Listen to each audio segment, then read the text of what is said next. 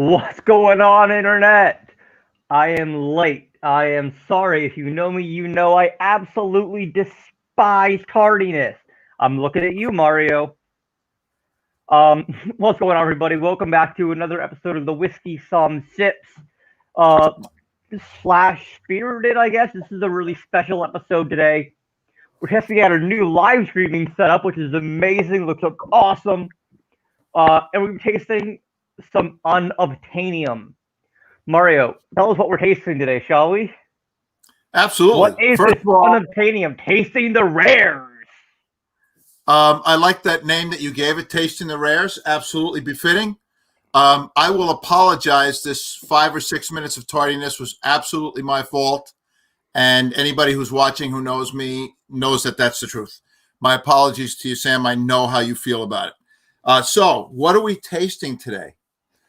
I think the other question is, what order are we going to be tasting them in? So, well, before we go into order, why don't we talk a little bit about, what we're tasting, absolutely. where it's from, and why we're able to taste them? Okay. You have the kit in front of you. I do. I actually don't have one of those, so you can show the vials and the placard as you see fit. Well, I actually lost the placard. I don't have the placard here anymore, but I do have the vials. So what we're tasting today, guys, is, like I said, we're tasting the rares. We're tasting Drams that would have been released at Feis Ile this year. For those of you who don't know what Feis Ile is, Feis Ile stands for Isle Festival. It's Scots Gaelic. And it's a multi-music festival on the Isle of Islay in the Hebrides in Scotland. And obviously, due to the nature of the world right now, we weren't able to all go out and celebrate and enjoy drinks with our favorite distillers at our favorite distillery, our favorite ambassadors. So Mario and I were able to get our greedy little mitts on a few rare drams from Feis Ile that we're going to be talking about and tasting today. So there were 9 whiskeys released in total from all the distilleries. Everybody released one with the exception of Bowmore. Bowmore elected not to release a festival bottle this year. Their position was the festival release was so closely tied to the pilgrimage to Islay. They decided that they would not release a festival bottle. They will normally release a minimum of 2. Wow. Everybody else did release one. Bunnahabhain released 3. We'll get into that in just a moment. I actually have a couple of the Bunnahabhains over here from another little wee dram, Feis at Home, that I've never actually cracked into, so maybe we'll get to taste those today as well. Well, the tasting kit includes one of those 2. I did see that. So, because of very close friendships over in Scotland, Sam and I had made arrangements to get a few bottles over here, which I put together in that little kit so that some close friends could also enjoy the festival release bottles from this year's virtual festival. There were 7 that were released that were not distributed in the United States. Laphroaig every year distributes their Carchus, which is their festival release here in the U.S., and this year was no exception. Ardbeg as well. Ardbeg's release was the Black. And the Ardbeg Black. That's this year's festival bottle, and it's available here in the United States.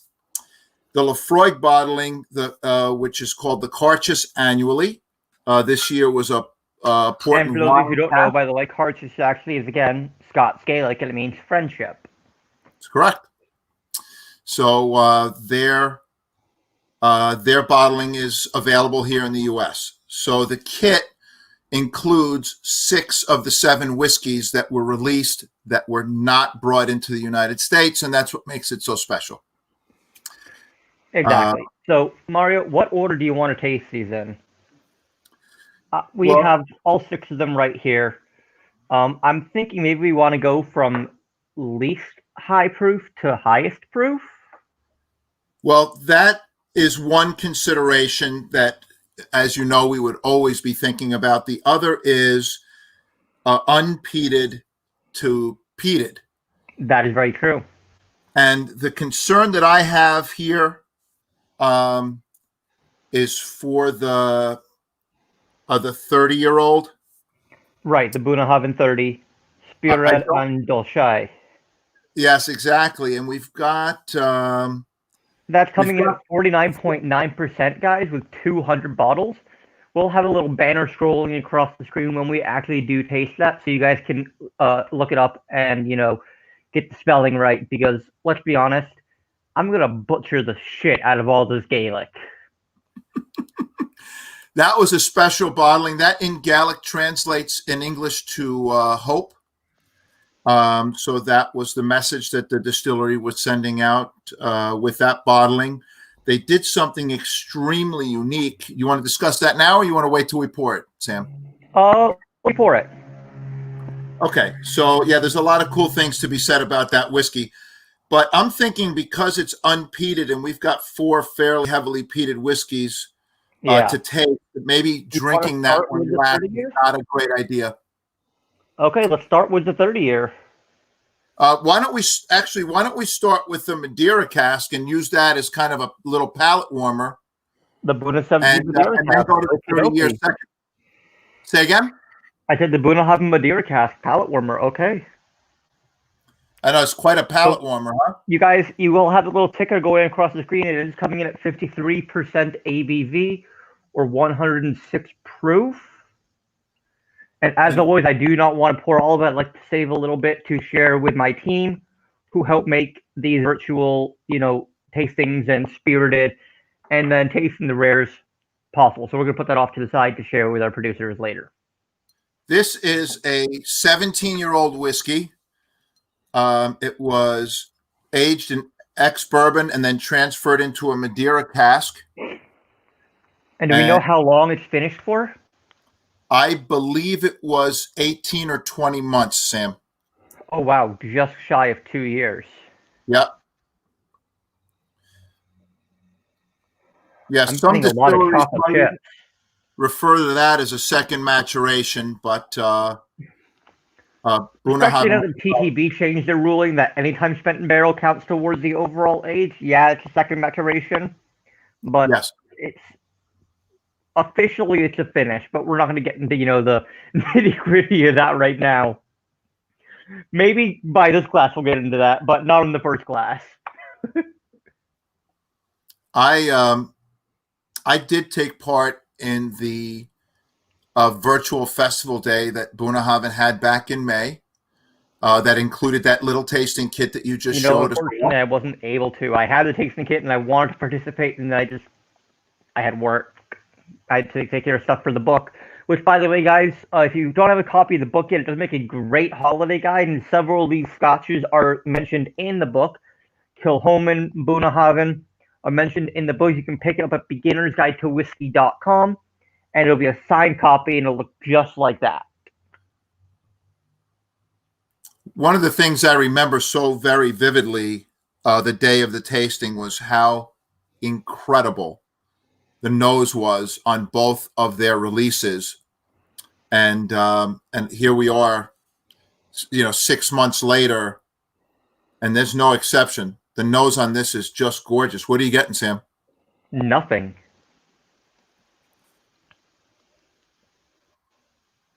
I'm having a hard time getting any aromatic. Give it a second. It's not been in your glass long. Give it a moment. I got some fresh red cherries.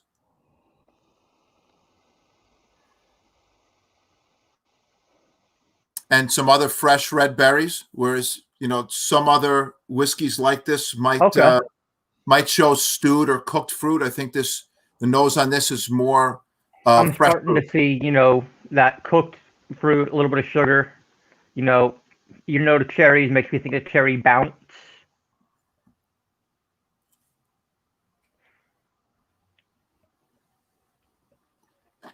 Now I do have some water right here for what if I want to open anything up. It's not distilled water; it's just regular, like filtered water, Yeah. like tap water ran through a Brita. I tend to use distilled water. One of my favorite Mmm. tastings that I ever was exposed to was experimenting with different types of water. Mmm. Mario. Yeah, Whoo boy, this is creamy. absolutely. Very viscous, isn't it? Really coats Yeah, the palate. and forgive me, this is my first taste of the day.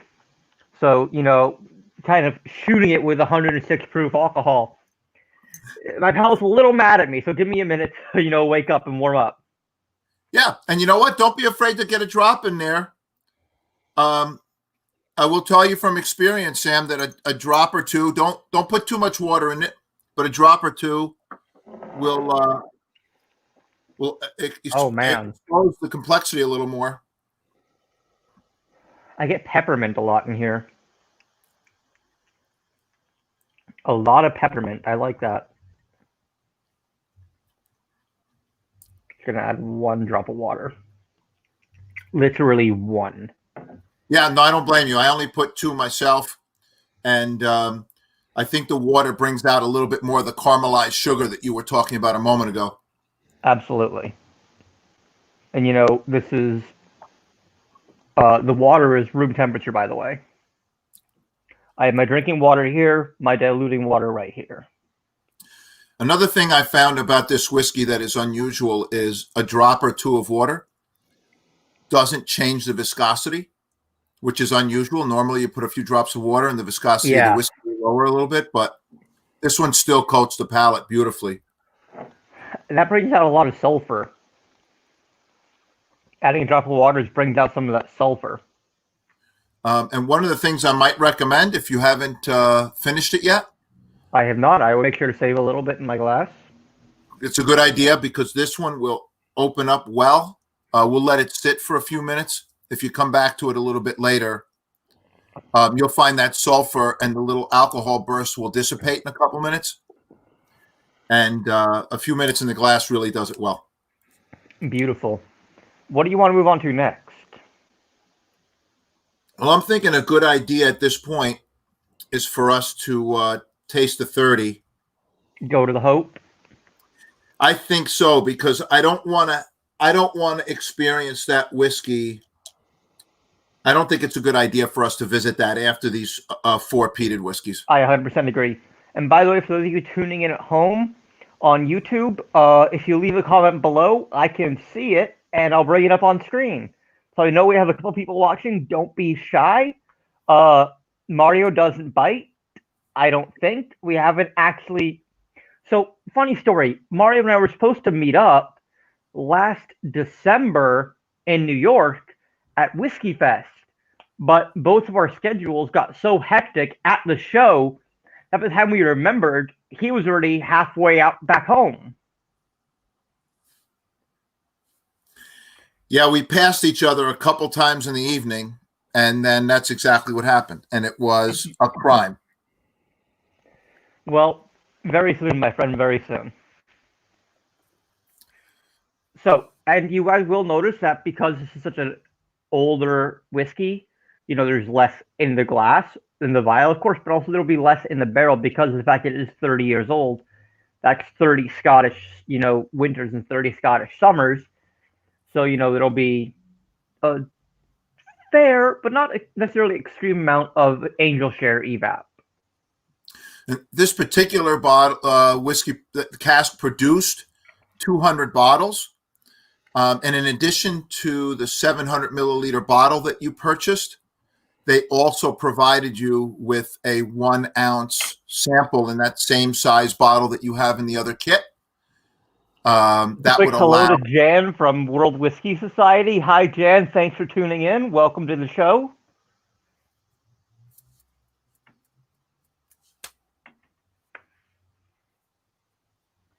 So, Mario, you were saying, I'm sorry, I wanted to say hello to our viewers. No, not at all. I was just mentioning that that 1 ounce sample is provided so that people could taste the bottle in advance of deciding to actually pop the cork and open the bottle. Wow. People tend to savor their very expensive bottles, and that whiskey was not inexpensive at all. Don't tell my pocketbook, but I just bought probably the second most expensive, or no, the most expensive bourbon I've ever bought last night. I'm not going to mention, especially when we're talking about scotch tonight, but my wallet, it's kind of mad at me right now. You can send me a note later. Tell me what it was all about. Yeah, we'll talk off camera about that. So, Bunnahabhain 30 year. It's finished in new oak. Do we know how long for, Mario? The new oak finish, I think, was again in the 1.5 to 2 year range. Okay. It was an unusual experimentation. It took a barrel that had sat for 29 or near 30 years, and the master blender decided to take the whiskey and put it into a brand new oak barrel that is far cry from typical. The resultant whiskey, as you'll find out in a moment, is absolutely spectacular. I just want to take a moment to admire this color. Yeah. It's like deep amber. Yeah, and, deep rich amber. honey and mahogany even. Wow. It's awesome, isn't it? Oh man, and the nose. Very expressive.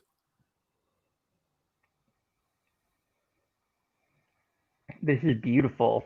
It's chocolate covered cherries. It's orange bitters. Yeah, you get that very light caramel and vanilla overtone. It's faint. Very light vanilla, yeah. Yeah. I want to say more of like, a mocha caramel than just a straight caramel. Yeah, almost toffee-ish, but not quite. Yeah, in between like caramel and toffee with like, a slight offshoot towards butterscotch. I hope we got a lot of geeky attendees tonight, Sam. I do too. I mean, tasting the rares like this is a once-in-a-lifetime experience to be able to do this at home. Although, you know what? The distilleries may find that next year they want to release half of these to the States, and they may not want to do, all bottles available on the island. It may work out. Sam, I've got to tell you, the logistics of that is so complex that for limited releases, it's a very difficult endeavor. No doubt. First of all, as you're aware, these festival bottles are 700 milliliters. Yep. They're illegal to import into the United States in anything but for personal consumption. So that means they'd have to do a bottling of 750 milliliters, and then we don't even want to go into the logistics of getting these available to people throughout all the states. No, we don't. It's a huge commitment, and I think for that reason, it's not particularly practical to expect. You know what? You're probably right. That's why you have circumstances like Lefroy and Ardbeg. They are bringing their festival bottles to the U.S. every year. They have the mechanism in place. They have the bottles ready to get filled, to 750. And of course, that's why this is tasting the rares. Exactly. I'm getting a lot of pepper. And notes of rye, actually, as well. Almost like a white pepper. It's got the spice of pepper, but it's not hot. Right? You agree? I disagree. It's more akin to like a cooking black pepper, where it has the aromatics of it, but doesn't have the spice. Yeah, that's what I'm trying to say. I get the spice of the pepper without the heat. Agreed. And there's, if you're listening to me, there's kind of like a slight note of rye to it, which could just be, tannic from the new oak. Agreed.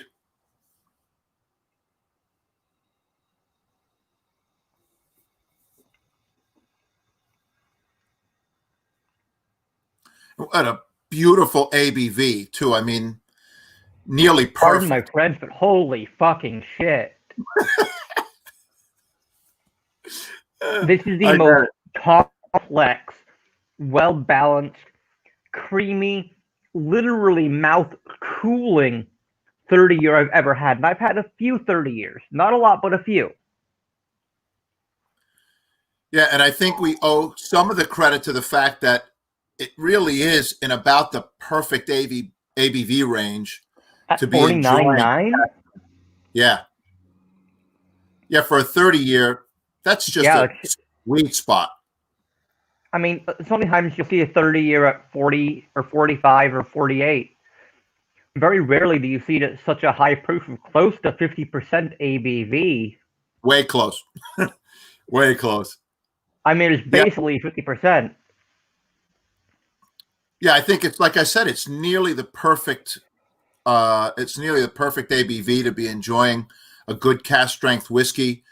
And you've got to give a ton of credit to the master blender who came up with the idea of putting a cask this old into a brand new cask. That really, that was a pretty bold move. Who's running Buna now, Mario? What spot do you mean? Andrew is the master distiller there. Who's blending? I'm going to apologize and tell you that I don't remember the new blender's Neither do name. I was hoping you would. I have not had the occasion to become acquainted, and I don't recall. I can certainly get that answer for you so we can give it to your viewers at some point in the very near future, but I can't remember. That would be was fantastic. Dr. Kirsty McCallum, who vacated that position. But I don't know who the blender was that made the decision to put this into New Oak, and I'm going to find out for you. Whoever they are, I want to shake their hand and kiss the ring. Yeah, it was bold. It was a bold Very experiment. bold. Really played out well. But that's one of the things I like about Buna is that they do like to experiment sometimes. Absolutely. So, yeah, Mario, moving on from the insane 30-year that we just had in our glasses, do you want to go in order of proof or in order of age? That's a great question. I would say my gut tells me that we should go in order of proof. But I don't think there's a mistake to make. I will tell you that I've had all of these, and I don't think any of the rest of them are going to be so overpowering that we have necessarily a mistake to make. There's no way we're going to go wrong with any of these delicious scotches in front of us. So shall we move on to the Kalila then? I was just going to say, I think what will follow up the 30-year really well, and I think mate beautifully with the profile, the flavor profile, is the Lagavulin. And I only say that because I know what's to come. And I think following that 30-year, I think the flavors that we get out of the Lagavulin 20 will just be a beautiful complement. So guys, moving on to the Lagavulin 20-year PX and Oloroso casks, clocking in at 54% ABV. Not quite the highest we have today, but very close to it. Yeah, the others are going to pocket right around the 54, 55 range. I believe the highest we get to PC at 55.8. Yes, and that's correct. Unless no, it's the Buna again. Yeah, the PC would be the highest we're going to have today at 55.8. Yep. And I think the Kalila and the Kilchoman are really close. Yeah, I'm we're really talking excited, about actually, Mario. Next we get to sit down with James Wills and talk about Kilhoman. when is this? Next week, next Tuesday. That's awesome. James, a wonderful guy. Same channel, but we're going to be doing it at 2 p.m. So it will only be 10 p.m. there in Scotland instead of almost 2 a.m. So make sure to tune in for that also, guys. And I'll have Mario give me clearance to post that in TWSS. Be a pleasure. Be a pleasure. Sam, Oh, we had the great pleasure and honor of having James as a guest about a year and a half ago. And it was such a joy to have him presenting to the club. And then the following May, have a dram with him at Kilhoman. oh.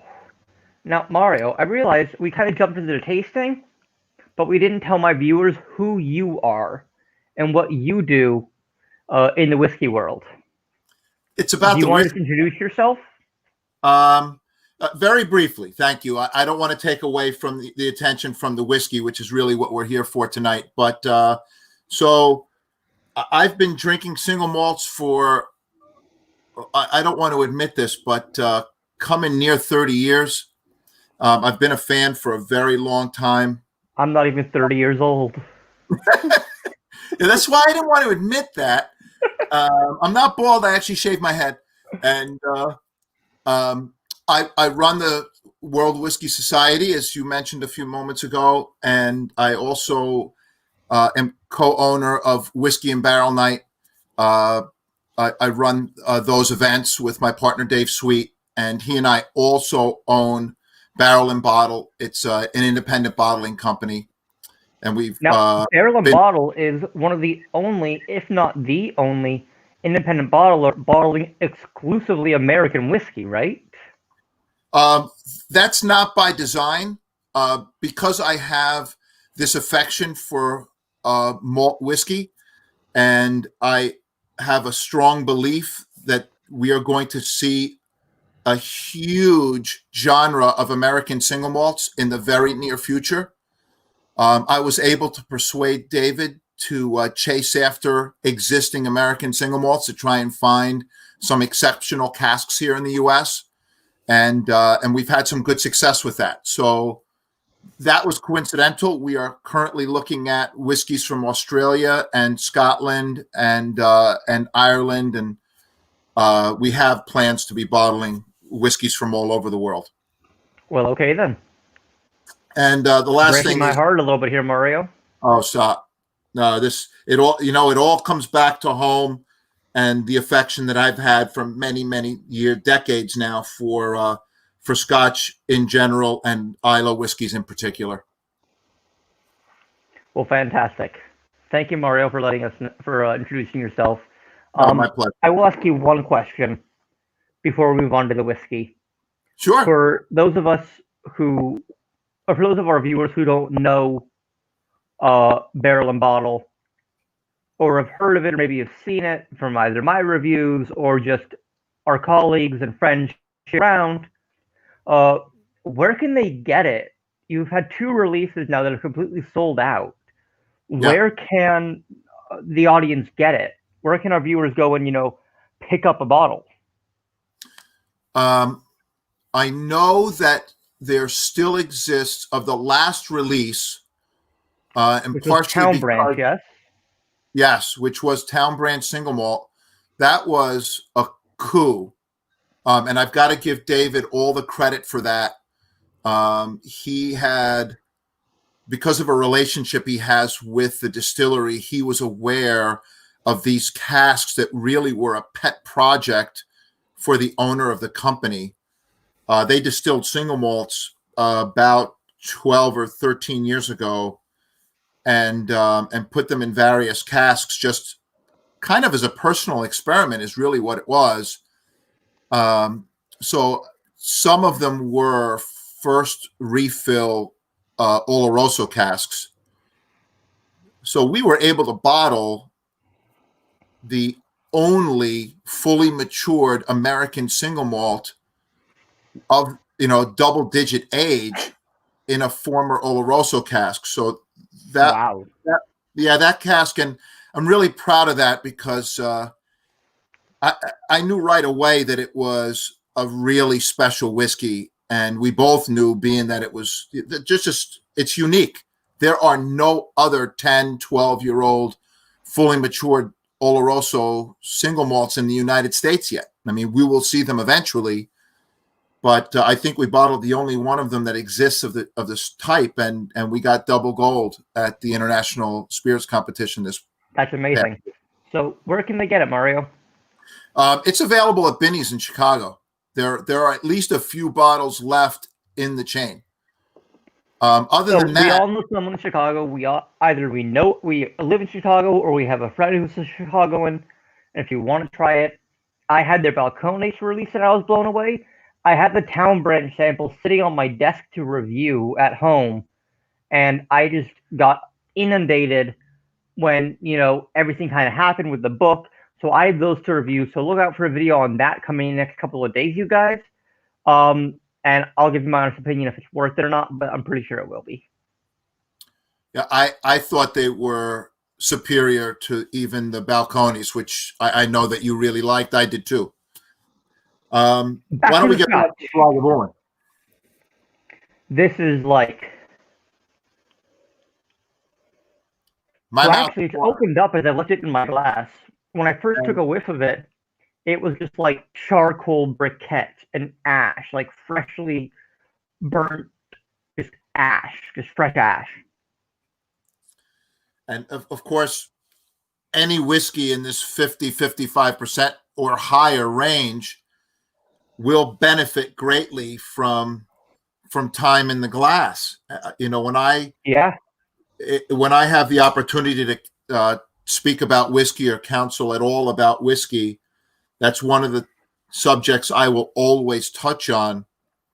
I think letting a high ABV whiskey, and let's say, really anything 46% or higher, let that sit in your glass and air for a little while, and you get the experience that you just discussed. Now, normally I advocate against swirling your whiskey around in the glass, but because of the high proof, I want to see the legs. Sure.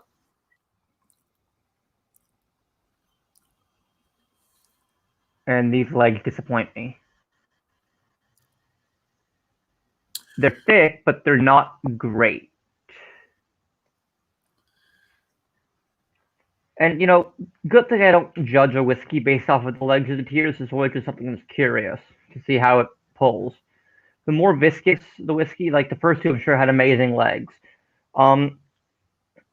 So one thing I've also found is that a peated whiskey in a PX or Oloroso cask, generally PX, it really brings out the ashy smokiness of it. I would agree. It's a beautiful marriage of the two different types of sherry casks.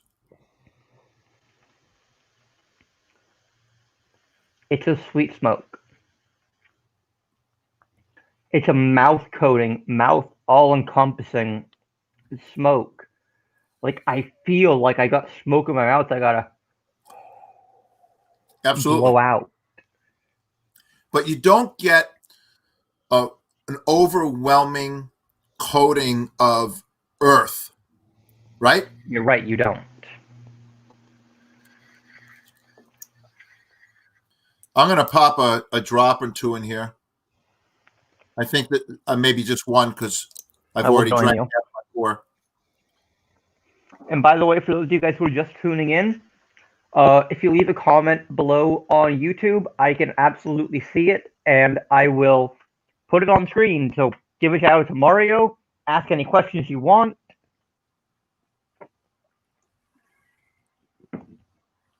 Ask me a question. That's why we do these live streams, especially via this new method, because it's really interactive. So we can talk to you guys while you're watching us. There's a bit of a delay, but I know I see a few of you guys watching, so please don't be shy.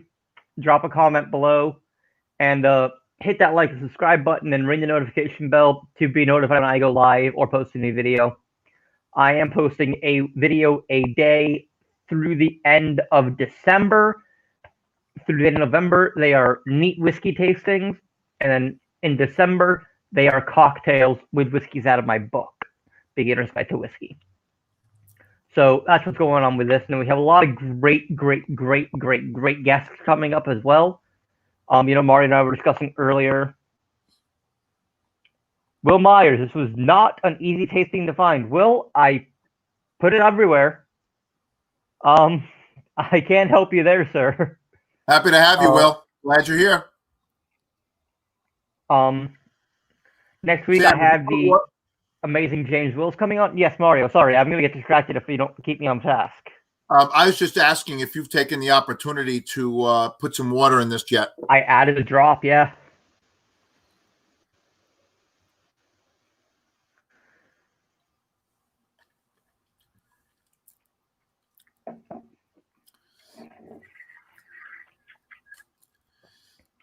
Oh, wow. Some of that stewed fruit from the PX comes a little bit more forward with a drop of water, doesn't it? I find actually that with a drop of water, it actually kind of mellows it out. No doubt. You get the smoke on the back end now instead of right up front. Yep, absolutely agree. I'm not sure I like that. You know what? If you give it a moment, you'll find that the smoke then in the back of the palate allows some of the dried stewed fruits to come a little bit more forward.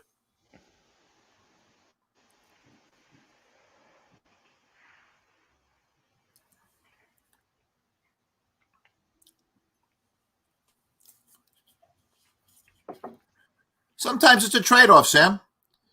Sometimes you put water in and it's a grand slam, and sometimes it's a trade-off. Very true. You get a little. Well, next time I will endeavor to make it easier to find. I hear you, it wasn't easy to find, and my apologies.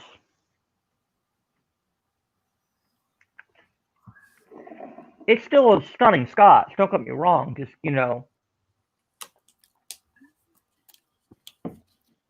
I feel like I get more of the smoke and less of the sweet now. With the water. With the water, yeah. Yeah, leave a little bit in your glass and you'll see some of the fruit comes forward. It's a little hard for you to see, but I have 3 glasses right here, all with whiskey in them still. Yeah, I think I can see compared to the clear glass.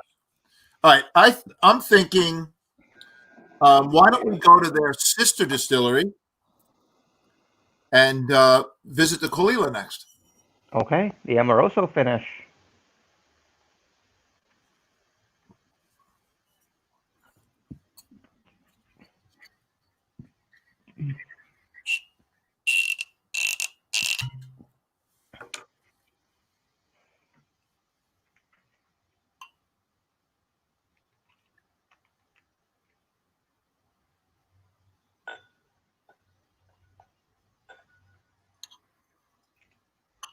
Oh, wow, it's like gold. Yeah. Yeah, take a look, guys. You can see it's a very rich golden color. A little harder for them to see on my end. Thankfully, you have it on yours. No problem. My pleasure.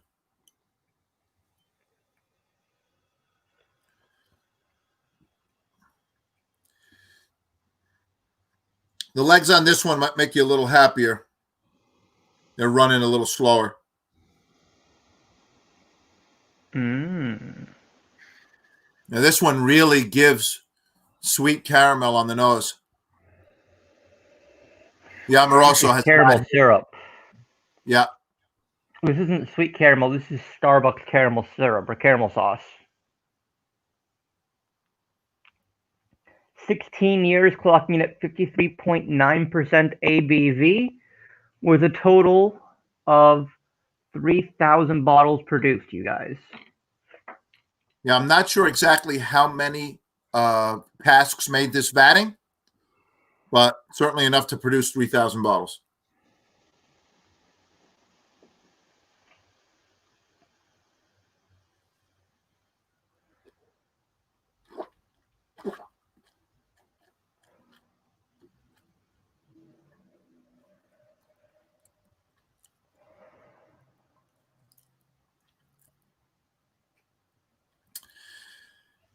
Ooh.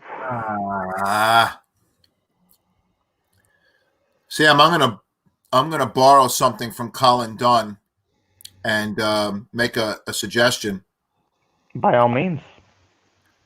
Swirl that in your mouth and chew on it.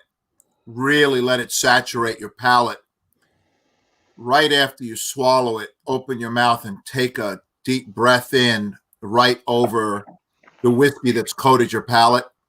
And he taught me once that's where you really get the full essence of the whiskey. And I find that is successful in varying degrees. And this, yeah, it really, yep. That's incredible, isn't it? It's like a malting room. Literally tastes like the malt rooms. It's wow. Mm-hmm. Now, what is Amoroso? Is it a wine? Yes. Amoroso is a fortified wine. Ah.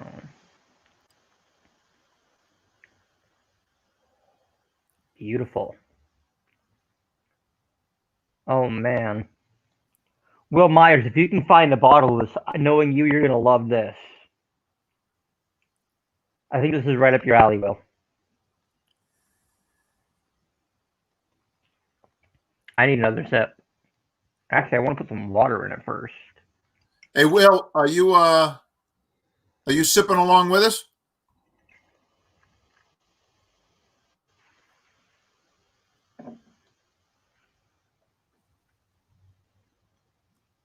He went quiet. He'll come back to us. I'm He'll just roll he's a little enjoying the bit. whiskey too much. I don't really buy into the too much thing. Enjoy it right. That's the wrong word. I'm going to assume he's enjoying the whiskey so much that he doesn't want to talk. He wants to just breathe in the vapors and the fumes of the whiskey. Yeah, now this is one that really exemplifies that particular exercise. Soaking this one in, really letting it soak into your palate, and then taking a deep breath over it. And kudos to Colin for that bit of advice. I'll never forget it, and it has benefited my enjoyment of whiskey many times since.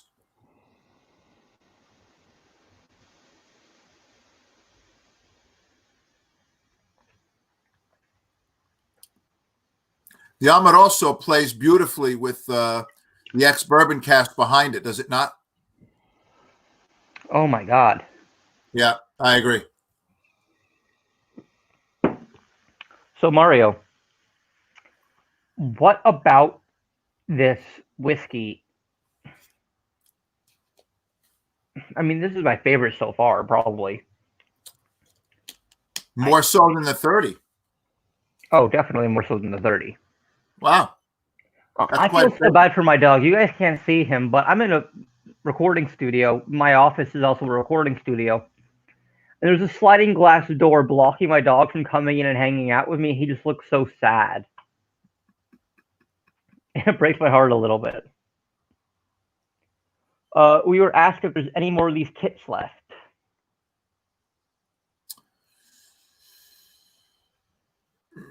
I think maybe 2.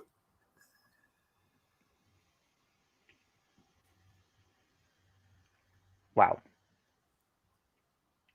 So I will let you guys work that out. That is Jan who asked. That would be PM only. Yeah. Again, you guys, these are not for sale. They were brought in for consumption amongst good friends. Essentially. My friend Anand and I both got a set. He grabbed mine for me and brought it up to me the other week. And I am so grateful that Mario reached out and was like, hey, this really fun little tasting I'm setting up. Would you be interested in joining it? And I'm like, absolutely. I'm more than happy to have you join, Sam. You're just the kind of palate I would think a kit like this should be chasing after. So I want to move on to the PC16 and save the Kilhoman for last, if you don't mind. I don't mind at all. But before we move away from this, let me throw in a little bit of behind the scenes. Absolutely. This whiskey, this vatting, was selected by Pierre Guillaume, who was then the distillery manager for Kalila, who also selected the casks for the 22-year-old that was released last year that has been a favorite of mine amongst all of the Isle Festival bottles I've been exposed to through the years. He has recently taken the helm at Lagavulin because the gentleman who was responsible for choosing the casks for the Lagavulin bottling, Colin Gordon, has moved on to take over for Ardbeg because their distillery manager, Mickey Heads, just retired. He did. So and Will just said he wishes he was joining us. He got held up at the office. Okay. So you need a better office. I can drink at my office. Why can't you drink at yours? It's his office. I'm sure he could. So I just wanted to say I find it exciting. Pierrick is a very forward thinker. He's bold. He's got a great character. He's a lot of fun. And I'm looking forward to seeing what Lagavulin is going to do in the coming years under his guidance. If the brief time he spent at Kalila is an indication, I think we've got some really cool, special, and fun things coming from Lagavulin in festival and special releases in the future. And that's it. That's all I had for that. So the Port Charlotte. The Port Charlotte. This is the oldest Port Charlotte release. Ever? I am very fortunate. I'm a fan of this distillery, Bruichladdich, and I own still a bottle left of the very first Port Charlotte that was released, called the Peak Project. And for the Isle Festival a couple of years ago, the bottling was the last of the first. So Bruichladdich released as their festival bottle a vatting of the remaining casks from the first distillation of Port Charlotte. And then this year, they released what is their oldest Port Charlotte release, the 16-year-old. Wow. So that's a little bit of background. Their peated whiskeys early on were released under the Loch and Dahl name. When Jim McEwen had resurrected the distillery, and they had to stop using that name because although they bought the remains of the Loch and Dahl distillery, the name itself belongs to somebody else. So that's where the name Port Charlotte originates. And that's the story behind the whiskey that we're about to taste. Okay, then.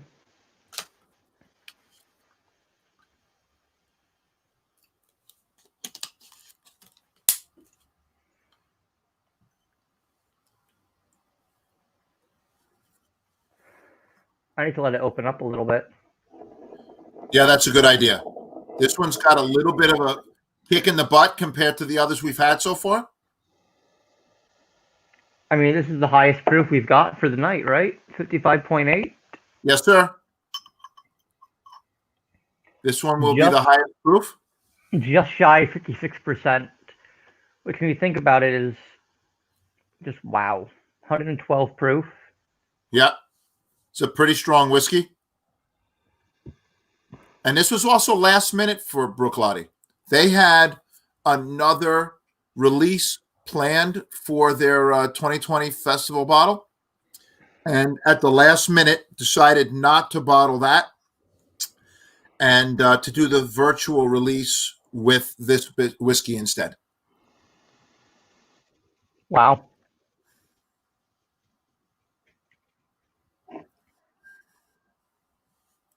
You can see this one is also a rich golden color.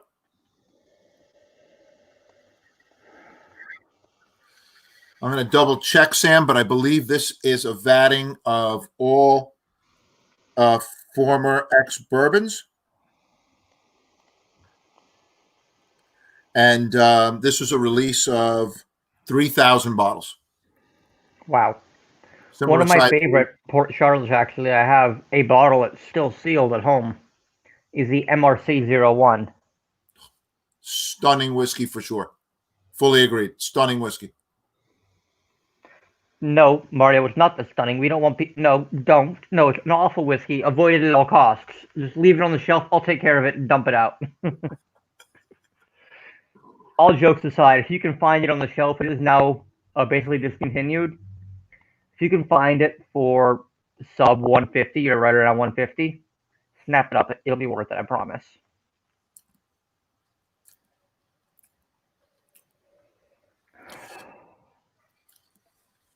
Yeah, this was big on the nose. Lots of mocha. I fully agree. Exactly what I was just going to say. Lots of mocha. Has a good kick to it, but not a burn.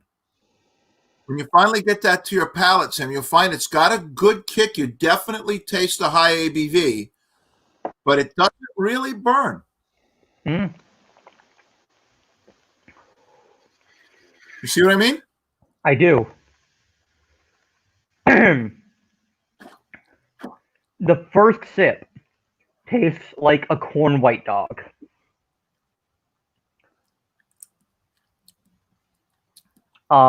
The very first sip, like right when you take your first little, like, just when it comes to your lips and your palate, it tastes like corn white dog. I don't get that kind of bite.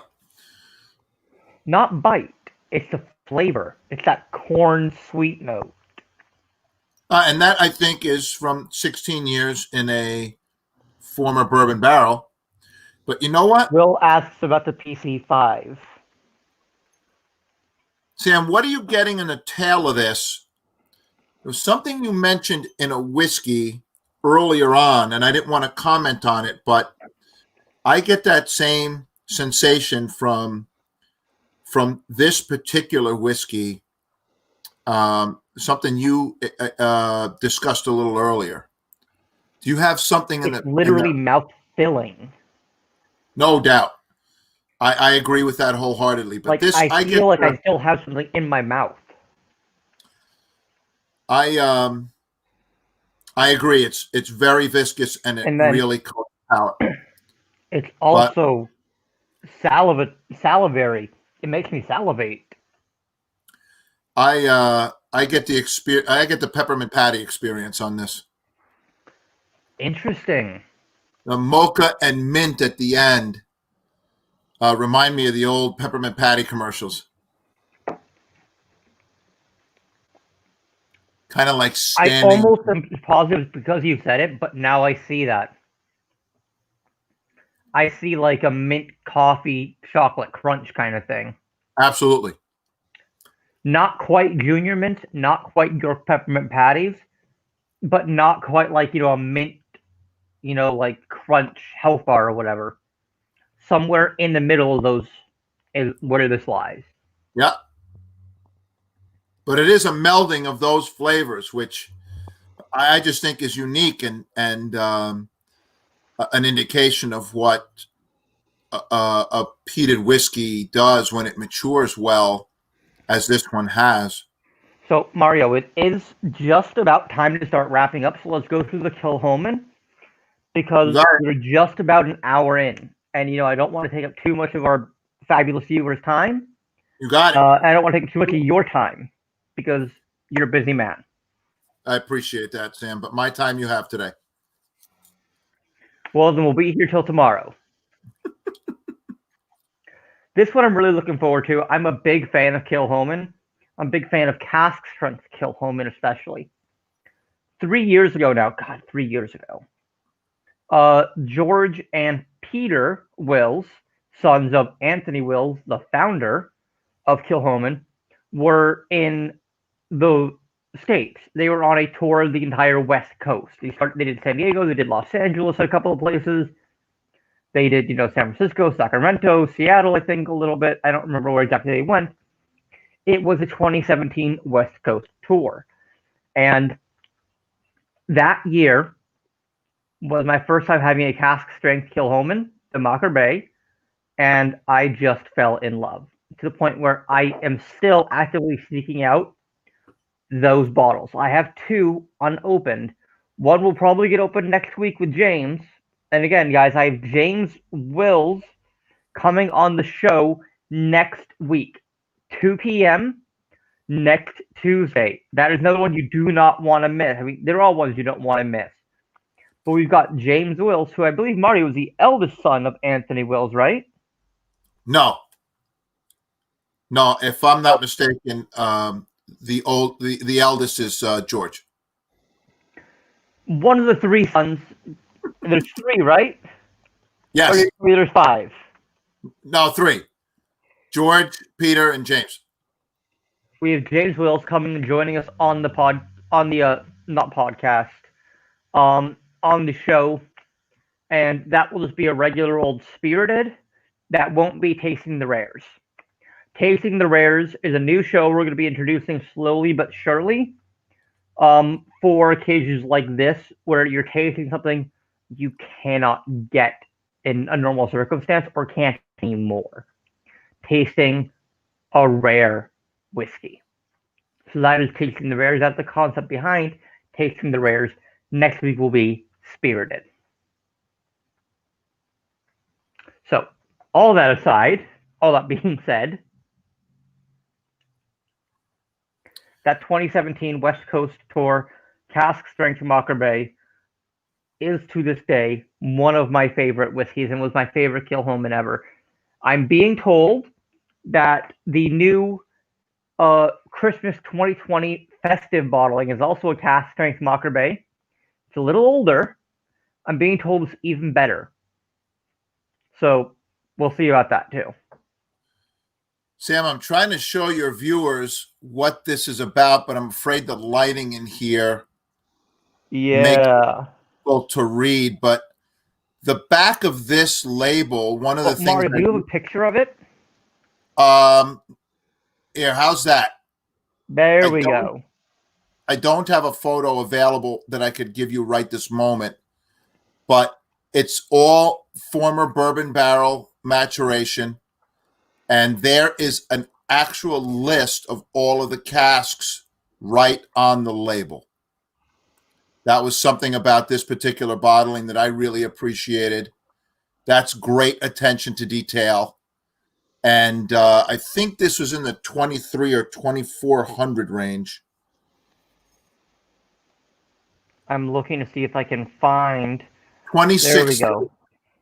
This is a vatting that produced 2,630 bottles. Okay. Let's see here. There we go. You're scrolling the wrong. You haven't changed the scroll to. There it is. You got to change the scroll to the Kilchoman. There we go. So, this is the Kilchoman Fishio bottle. 2,630 bottles, you guys. This is what it looks like. And it says canceled on it, which is kind of cheeky. I know, but I liked it. Let me get back to StreamYard so we can stop the screen share. If you look right there, you can see canceled right across the label. Wow. Bill Myers, again, says it's hard to top Fort Charlotte 5, PC 5. Stop being snooty, Bill.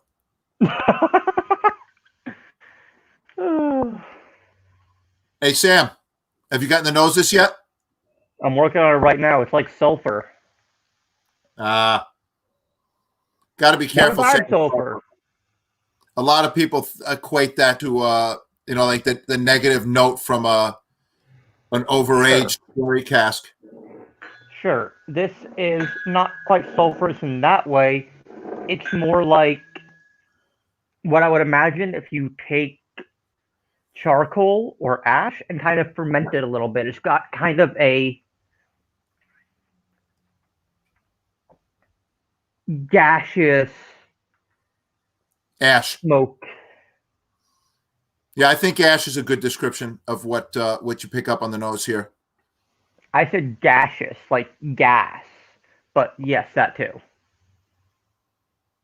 But one of the things I like about the nose on It this does kind of have that sulfuric egg quality, though. I do kind of get that fermenting, kind of sulfuric, kind of slightly rotten egg.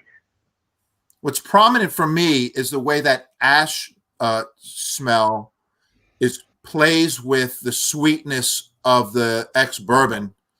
I kind of get an ash and a caramel vanilla intertwined, and I find the complexity really mesmerizing. Bill, again, thank you, Bill, for chiming in. We appreciate your comments, sir. He asked if we've tried the unpeated / lightly peated single cask Kilhoman's for Jack Rose Saloon DC. I've not had the pleasure. I really, really, really hope Jack Rose makes it through this because I need to go and visit. It's, one of two really famous whiskey bars. There are several really famous whiskey bars, but that's one of the two biggest whiskey bars.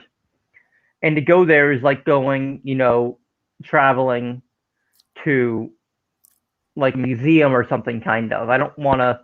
It's a pilgrimage for sure. No doubt. Definitely pilgrimage, yeah. Yep. Bill mentioned these two to me a week or two ago, and he's got me salivating over them. Now he's just rubbing it in. Bill's good at that. But we like him.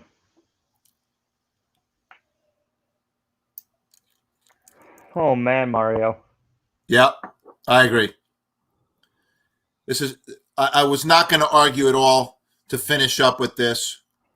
It's got a good backbone, but again, considering that we're drinking over 52% whiskey, I wouldn't have guessed it.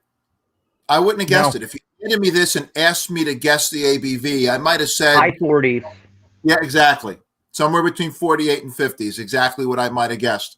It's got backbone, but it doesn't fight with your palate at all.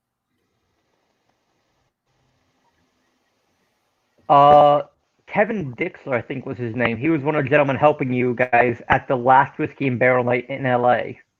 Yes. Ask him the story of my coming up to VIP and the little vial he had with him. That's a fun story. I will do that. That was a fun story. Ladies and gentlemen, boys and girls of appropriate ages, thank you so much for joining myself and Mr. Mario Campa for the inaugural Tasting the Rares. This, slightly new programming, or this very new programming, is not going to be a common occurrence.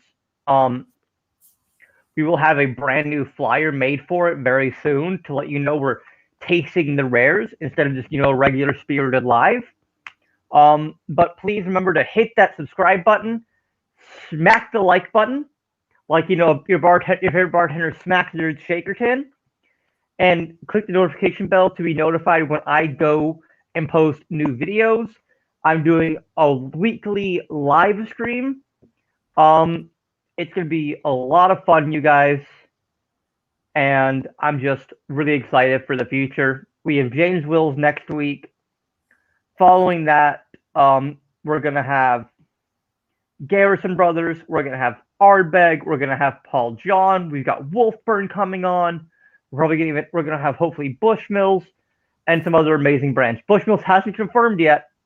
So if you see Jack or hear from Jack, start reminding him, hey, did you reply to Sam's email? Did you reply to Sam's email? Did you reply to Sam's email? All jokes aside, we're going to end it here. Mario, this was an amazing opportunity. These 6 grams are insane. This really is a once-in-a-lifetime tasting. I'm grateful to you for nagging me to do this. You're like, dude, no, come on, you can't skip it. I'm like, what? You're like, no, you can't skip it. And I'm like, okay, fine. I'm trying to be humble here, And Sam. I'm really glad that you were not humble and you did not let me say no, because this was amazing. So, Mario, here's to you. Ladies and gentlemen, once again, thank you for tuning in, and we will see you next week. Thanks, Sam. Cheers. I appreciate